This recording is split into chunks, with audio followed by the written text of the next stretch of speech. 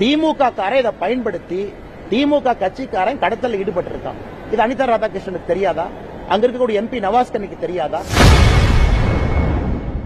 மீனவர்கள் என்ற போர்வையில் திமுகவினர் போதைப்பொருள் கடத்தி நல்ல மீனவர்கள் பெயருக்கும் களங்கம் விளைவிப்பதாக பாஜக மாநில தலைவர் அண்ணாமலை அமைச்சர் அனிதா ராதாகிருஷ்ணனை கடுமையாக சாடியுள்ளார்.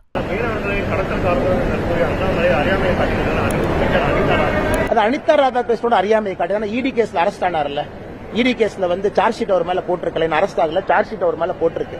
அதனால அனிதா ராதாகிருஷ்ணனோட அறியாமையை காட்டுது. திமுக ஸ்மகிள் பண்ணிட்டு இருக்கான். நேற்று எவிடன்ஸ் கொடுத்திருக்கோம். ஆம்பித்தட்டமைன் நீங்க பாருங்க, கொக்கைன் புதுசா கேட்காத வார்த்தையெல்லாம் திமுக காரன் மீனவர் என்கின்ற போர்வையில ஸ்மகிள் பண்ணி மீனவர்களுக்கு கெட்ட பேர் ஏற்படுத்திட்டு இருக்கான். அது தப்பு இல்லையா? அப்ப இலங்கை கோஸ்ட் கார்டு பிடிக்கிறாங்கன்னா நல்ல மீனவர்களும் மாற்றாங்க. அதைத்தான் நான் சொல்லி காட்டினேன். திமுக காரை இதை பயன்படுத்தி திமுக கட்சிக்காரன் கடத்தல ஈடுபட்டு இருக்கான். இது அனிதா ராதாகிருஷ்ணனுக்கு தெரியாதா? அங்க இருக்கக்கூடிய எம்பி நவாஸ்கனுக்கு தெரியாதா? யாருமே கடத்தல்ல எந்த விதமான நார்கோட்டிக் பொருள் ஹைசியில மாட்டலையா?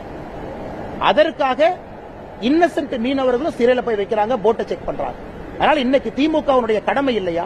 தமிழ்நாட்டினுடைய பார்டர் போலீஸ் போட்டு கடத்தல்காரங்களை பிடிக்கிறது அவங்க கடமை இல்லையா? எதுவுமே செய்யாம ஏன் இந்த கடத்தல்காரர்கள் நல்ல மீனவர்களுக்கு கெட்ட பேரையும் ஏற்படுத்துறாங்க? அது அனிதா ராதாகிருஷ்ணன் தெரியாதா? அதனால ஊழல் பண்றவங்களுக்கு கண்ணு தெரியாதுங்கண்ணா. இடி கேஸ் அவர் மேல இல்லையா?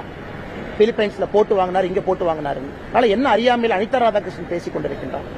நன்றிங்கண்ணா. செய்திகளை உள்ளது உள்ளபடி தெரிந்து கொள்ள ரெஃப்ளெக்ட் நியூஸை சப்ஸ்கிரைப் பண்ணுங்க.